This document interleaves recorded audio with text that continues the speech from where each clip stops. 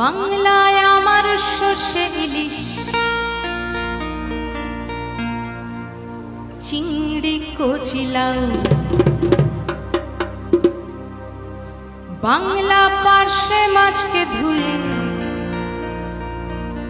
জিরের বাটায় দাও।